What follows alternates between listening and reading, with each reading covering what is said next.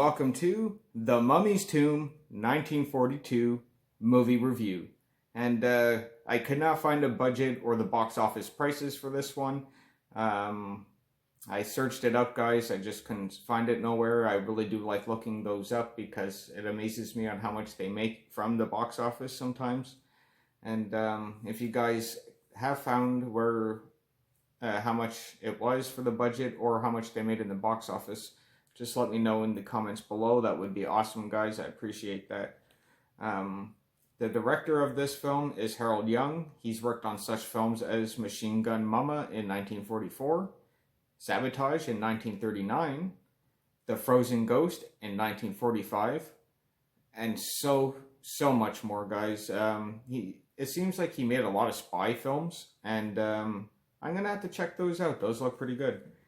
The actors in this film is one of my all-time favorites, Lon Chaney Jr. He plays Karras, which is the mummy. George Zucco returns as Professor Andoheb. Dick Foran returns as Stephen Banning. And Wallace Ford returns as Babe Hansen. Now this film here is set 30 years after The Mummy's Hand. And it basically shows Dick Foran. He's like an older man now, and he's sitting in his his house, and he's telling his son and his future daughter-in-law the story of him and his buddy Babe when they went to Cairo. And they're sitting in their New England home, and they're talking about this, what had happened, and they're showing flashbacks.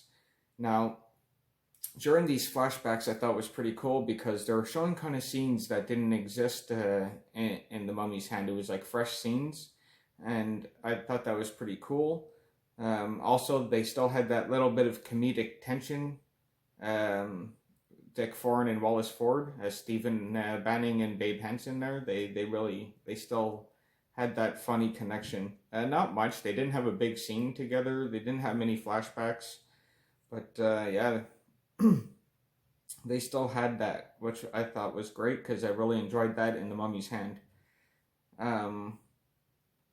Either way, he ends up telling them about the mummy, Karras, who is now played by Lon Chaney Jr., who is now at large in New England, and he is looking for Stephen Banning's family, basically, and he ends up kidnapping his daughter-in-law, and he ends up bringing her to the high priest.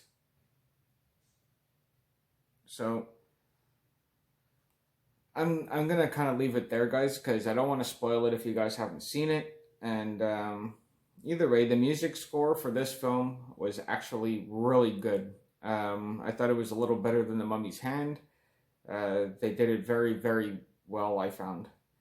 And I really like these old, the music that you get in these films from back in the day, because you don't really get that music no more, you know? So either way, what I liked about this film, guys, I thought it was a fantastic sequel. You don't get very many good sequels, and this was a really good one. I do prefer this one over The Mummy's Hand any day of the week. The Mummy's Hand is really good, though, and I just found that this one was really well done, and I enjoyed it more. I don't know what it was, but I just really did.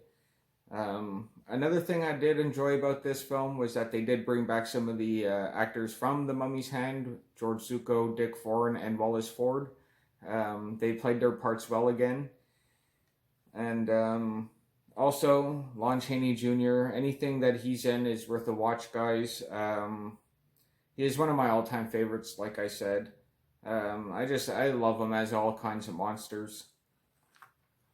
And also, would I recommend it? Again, yes, guys, I would recommend this one. Check out The Mummy's Tomb. It is a really fun watch. That's going to be it for this review, guys. Thanks for your time. Thanks for watching. Y'all take care. And here is a trailer. Enjoy.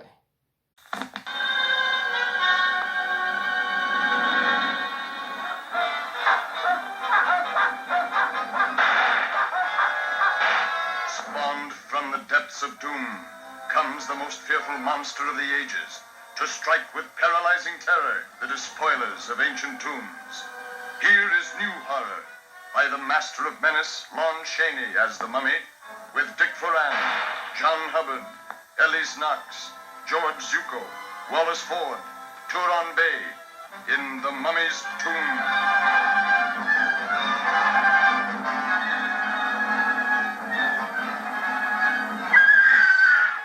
That's been alive for over 3,000 years is in this town, and it's brought death with it. We've got to run it down.